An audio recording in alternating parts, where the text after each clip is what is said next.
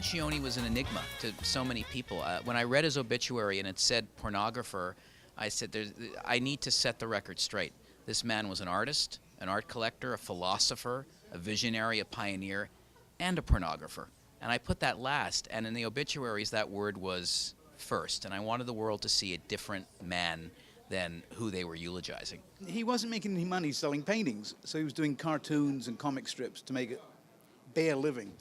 And one day he passed a newsstand and he realized that Playboy, which was imported from America and didn't even bother to reprice in English pricing, was the #1 men's magazine in England. He said, I can do that and make it English. I think it was a better product. I mean, if you even think about the names of, Playboy, which personified the man out there trying to be a playboy with the smoking jacket and the girls and whatnot, Penthouse was the higher end. The editorial was better, the photography was better, and Bob, whether it was subconscious or consciously, ended up beating them at their own game. It was a beautiful magazine. And with his background in painting and his appreciation and love of art, he had a very impressionistic approach to his photographs, so it gave him an edge that Playboy didn't even know how to they didn't even know how to do something of that nature. So all of Bob's women were photographed in a very voyeuristic fashion where, they were enjoying their own sexuality, their own sensuality, but you were sort of looking in. At the time, when he started Penthouse in London, the average wage was about £7 a week. And he advertised for nude models at £10 an hour. So he got a flood of people saying, I'll do that, thinking they're going to get like 6 months worth of money. And he would photograph them as they started to undress, photograph them for about 20 minutes, say, get dressed, photograph them getting dressed, and in 45 minutes he was done and paid them £7.50, which was very disappointing to the girls. But he invented the voyeuristic nude photography of a woman getting undressed and looking at her clothes as she unbuttoned her shirt. Out of necessity, he didn't have the money. He believed that men were voyeurs and that women were exhibitionists.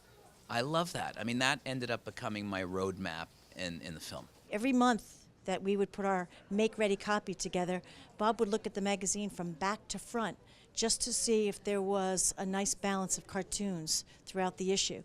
He approved every piece of artwork. We chose the covers. We wrote the cover lines.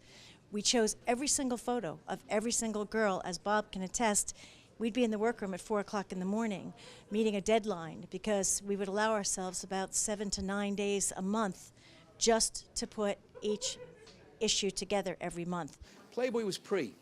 Playboy was in the puritanical 50s and early 60s where the notion of sex was merely a fantasy. And Penthouse came out in the Mary Quant, birth control pill / Rolling Stones / Beatles post-60s when that sexual revolution was in full swing. I spoke to Hefner and know him well. He didn't want to even acknowledge that Guccione existed. He's this great self-promoter, spectacular brand.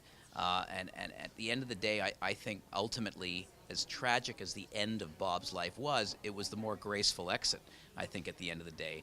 Guccione, on the other hand, there's no question, looked at Hefner as a man to beat.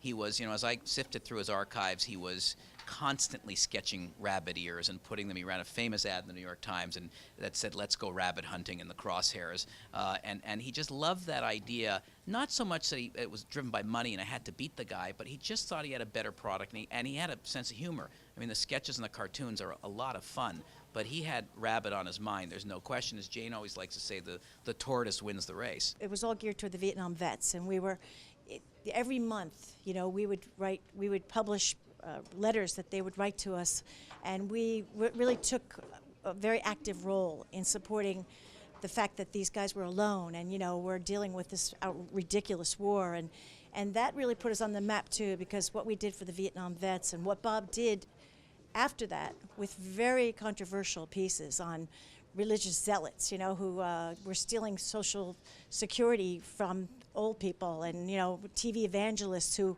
were sleeping with prostitutes in the back of their cars. And Bob was always bringing up these very controversial issues that in the end really mattered.